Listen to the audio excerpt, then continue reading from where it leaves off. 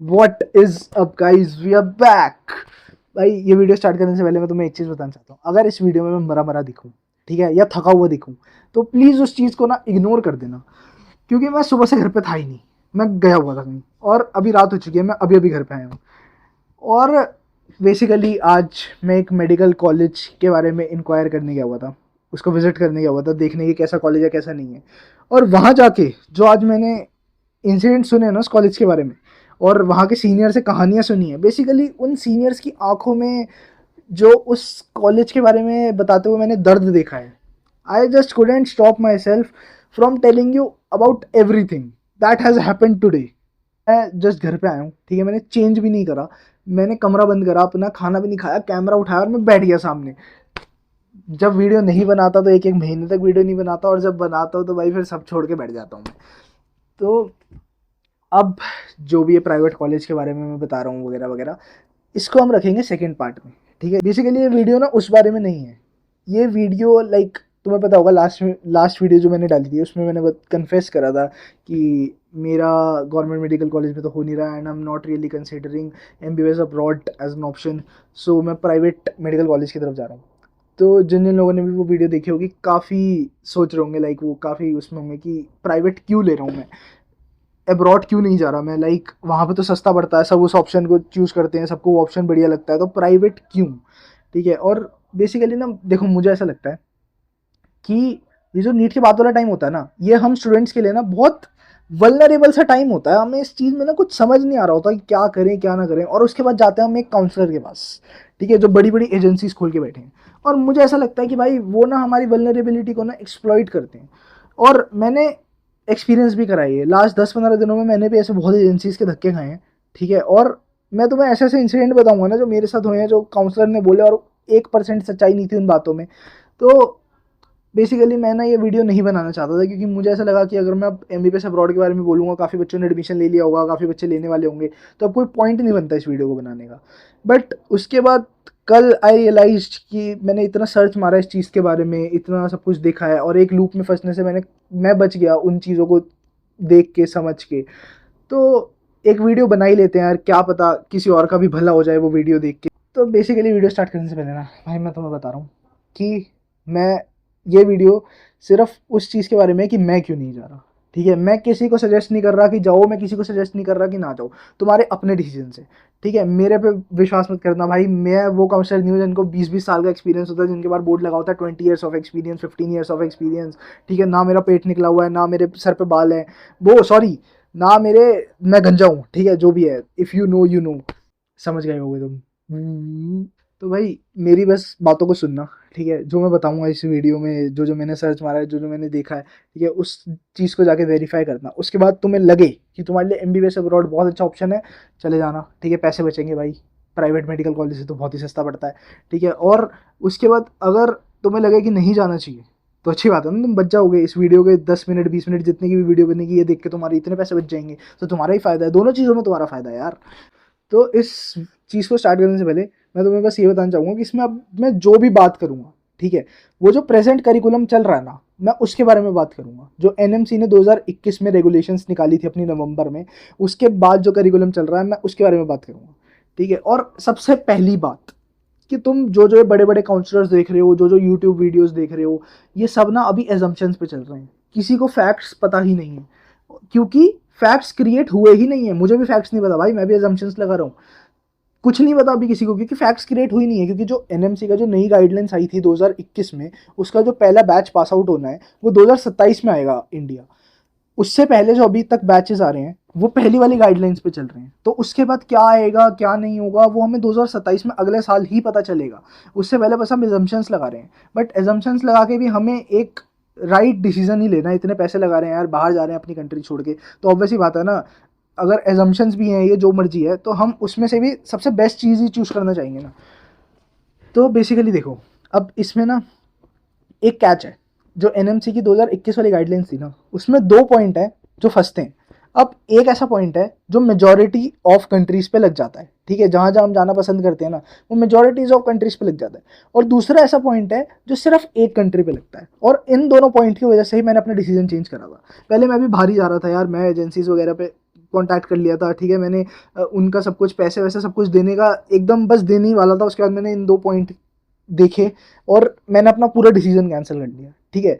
फिर वो रोज़ मेरे को कॉल करते थे, मैं उनको नंबर ही ब्लॉक मार दिए थे मैंने। ये सीन हुआ था मेरे साथ।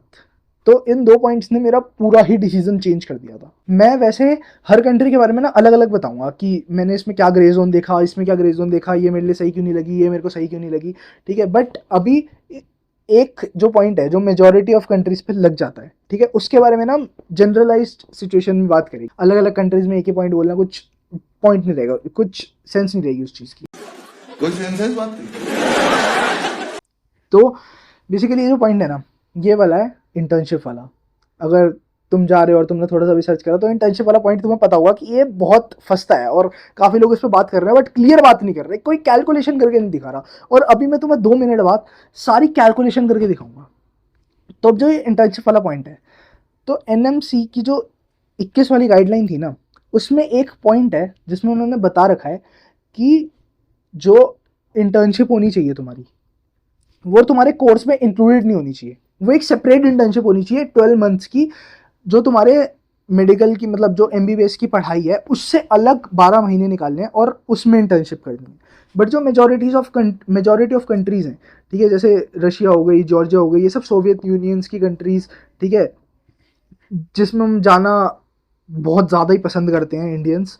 तो इन कंट्रीज़ में ना जो इंटर्नशिप होती है वो इंक्लूडेड होती है, वो पार्ट्स में होती है। जो 6 साल का कोर्स होता है ना तुम्हारा, उसके बाद अलग से इंटर्नशिप नहीं होती, उसके अंदर ही पार्ट्स में इंटर्नशिप होती है। बट एनएमसी को क्या चाहिए, एनएमसी को चाहिए अलग से इंटर्नशिप। जैसे इंडिया में होती है 4.5 साल की तुमने पढ़ाई करी, उसके बाद 1 साल की तुमने इंटर्नशिप करी, उसके बाद तुम्हें एमबीबीएस की डिग्री हाथ में मिल गई।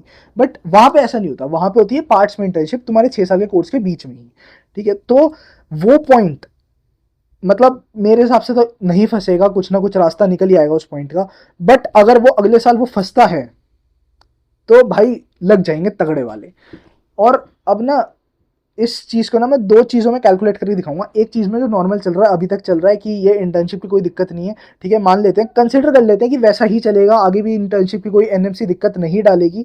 एनएमसी ने बस लिख दिया अपनी गाइडलाइंस में, वो इस चीज़ को भूल जाएंगे, कोई दिक्कत नहीं डालेंगे।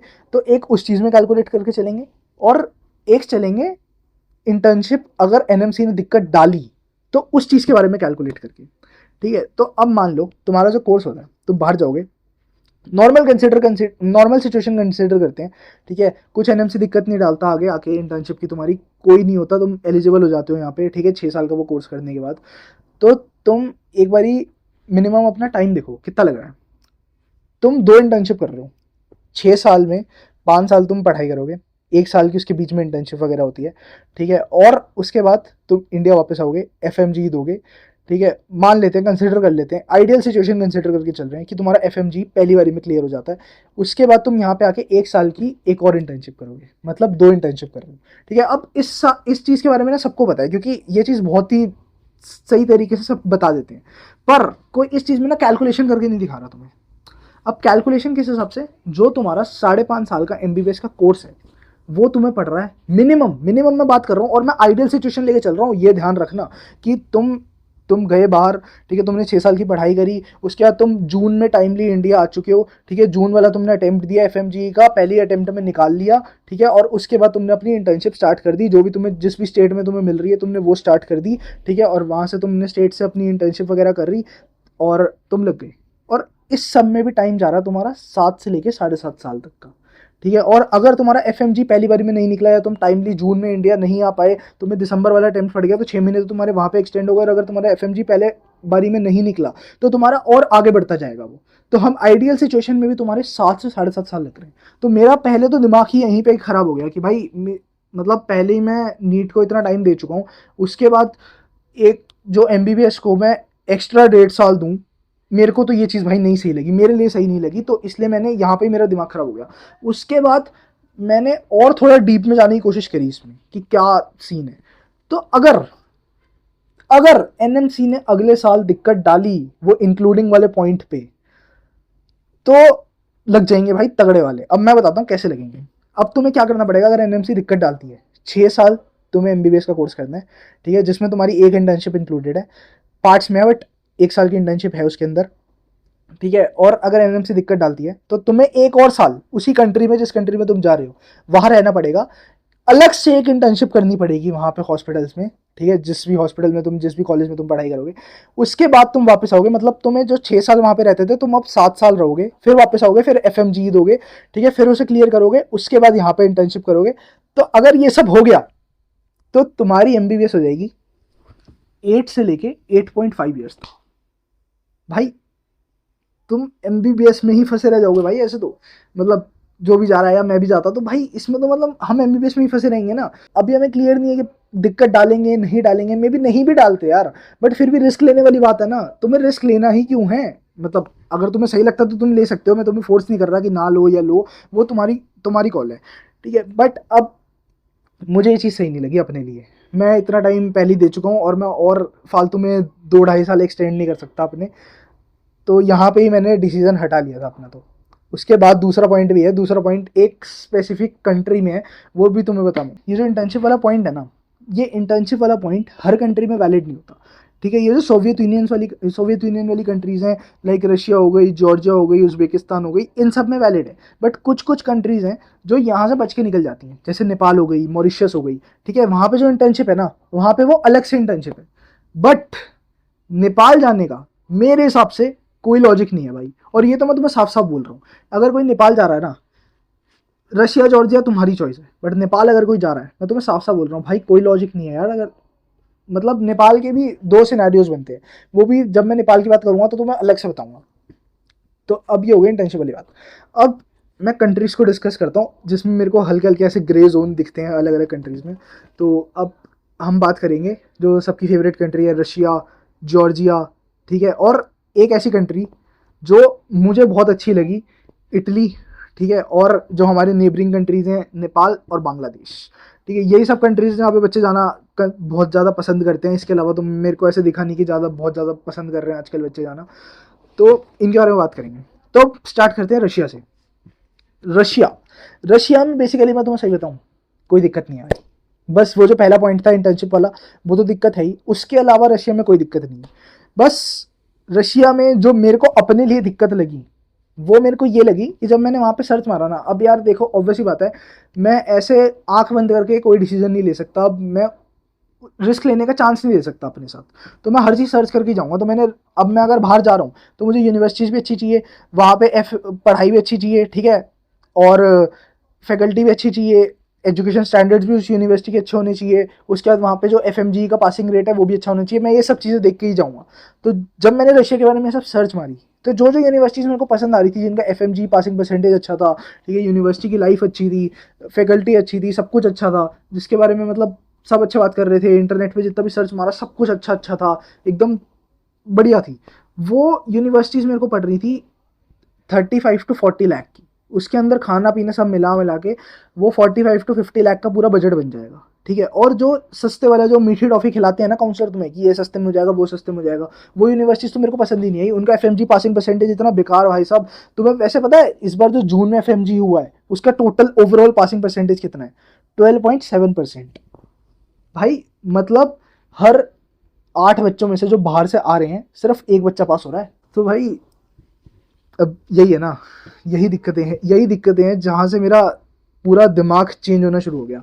तो अब ये एफएमजी पासिंग परसेंटेज की दिक्कत थी रशिया में, कि जिस यूनिवर्सिटी में मेरे को पसंद आ रहा था वो महंगी पड़ रही थी।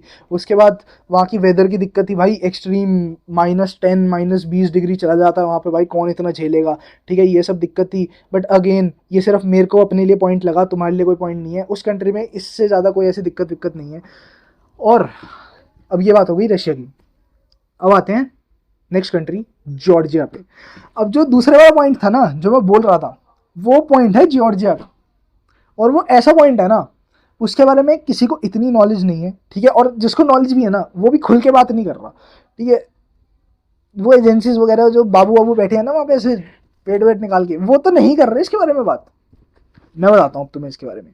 अब ना क्या होता है, एनएमसी का एक और गाइडलाइन है जिसमें लिखा है कि जहाँ से भी तुम, जिस भी कंट्री से या जिस भी यूनिवर्सिटी से तुम अपनी एमबीबीएस कर रहे हो, तो वहाँ एमबीबीएस करने के बाद तुम्हें वहाँ का कॉम्पिटेंट लाइसेंस मिलना चाहिए टू प्रैक्टिस, ठीक है, समझ रहे हो।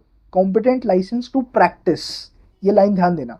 अब इसका मतलब क्या होता है कि ऑब्वियसली बात है, अब एनएमसी बोल रहा है तो मान लेते हैं कि वो इंडिपेंडेंट प्रैक्टिस की बात कर रहा होगा ना, अगर तुम्हें प्रैक्टिस करनी है तो इंडिपेंडेंट प्रैक्टिस की बात कर रहा होगा। ऑब्वियसली बात है कि तुम जैसे इंडिया में होता है कि तुम एमबीबीएस कर लेते हो तो तुम अपना इंडिपेंडेंट प्रैक्टिस कर सकते हो, क्लिनिक खोल सकते हो। तो एनएमसी ने अपने गाइडलाइंस में लिखा है तो यही इसी की बात कर रहा होगा, इंडिपेंडेंट प्रैक्टिस की।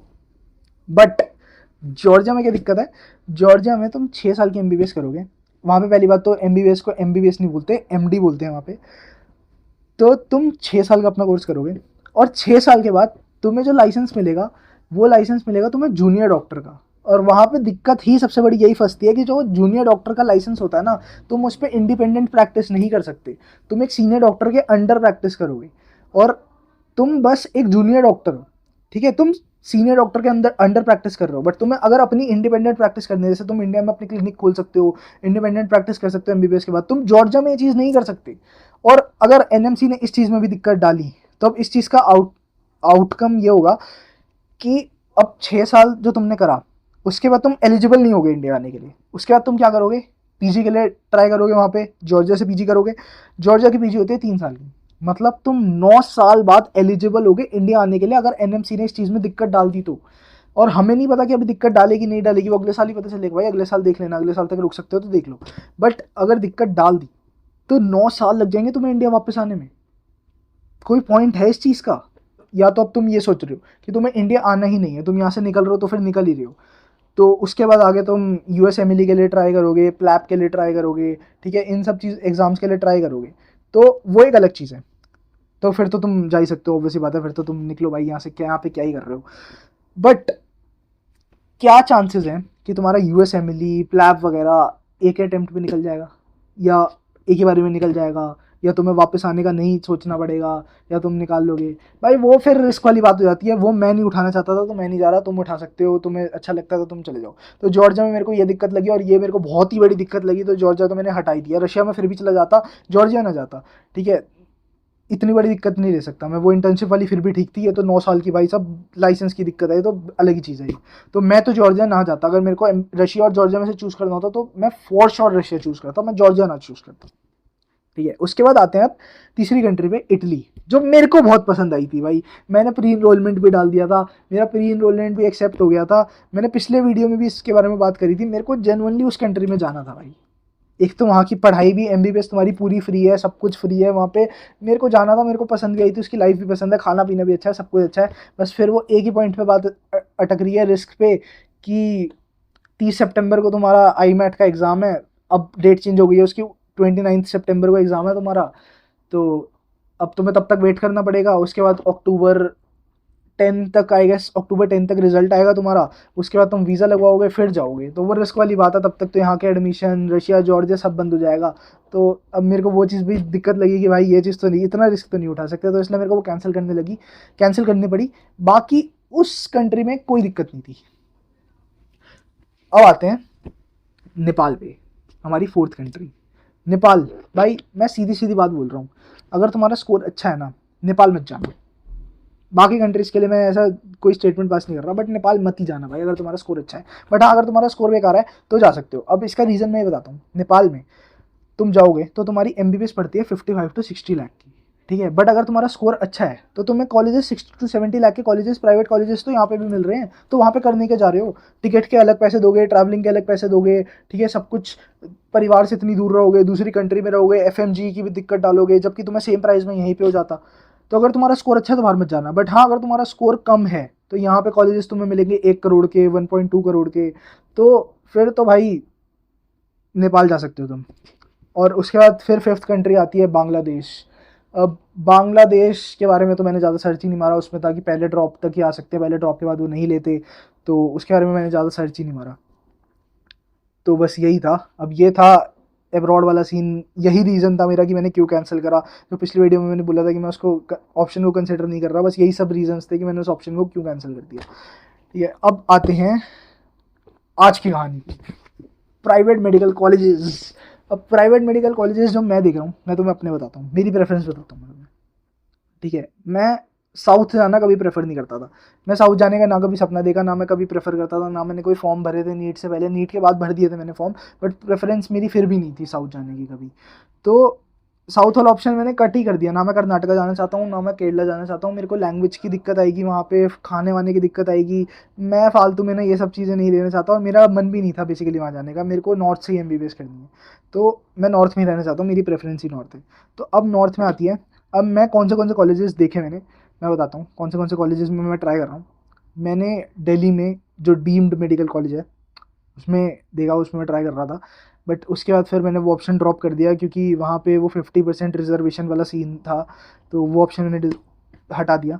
और उसके बाद अब प्राइवेट मेडिकल कॉलेजेस की बात हो, नॉर्थ की बात हो, तो हमारा यूपी कैसे पीछे रह जाएगा? यूपी कैसे नहीं आएगा नॉर्थ में? I guess maximum private colleges UP में ही हैं, 33 प्राइवेट मेडिकल कॉलेजेस हैं। तो अब मैं भागा फिर यूपी की तरफ। यूपी के सारे कॉलेजेस के बारे में मैंने सर्च मारा, और कुछ कुछ कॉलेजेस हैं जेनुअनली जो अच्छे हैं, बट मैक्सिमम कॉलेजेस हैं जो यूपी के बेकार हैं। अगर तुम यूपी के मेडिकल कॉलेजेस में देख रहे हो, प्राइवेट मेडिकल कॉलेजेस में, भाई आई वुड सजेस्ट कि एक बारी तुम जितनी भी दूर रहते हो, अगर पॉसिबल है तो प्लीज़ एक बारी विजिट कर लेना। अगर विजिट नहीं भी कर सकते भाई, रेडिट पे बच्चों की कहानियाँ पढ़ो, ठीक है। सीनियर से बात करो, जो सीनियर मिलता है भाई उससे बात करो, उसको रिक्वेस्ट करो कि वो तुम्हें सब कुछ बताए, ठीक है। और भाई देखो, यूट्यूब पे आके बच्चे नहीं बता पा रहे सब कुछ, यूट्यूब से तुम्हें नहीं मिलेगा।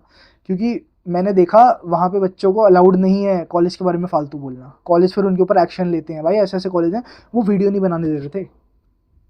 जब मैं कॉलेज विजिट करने गया ना भाई, मैंने जस्ट कैमरा निकाला था, गार्ड मेरे आगे आगे खड़ा हो गया। उसने कुछ बोला नहीं, बट मेरे को समझ आ चुका था कि वीडियो के लिए अलाउ नहीं करेंगे। भाई वो वीडियो नहीं बनाने दे रहे थे भाई।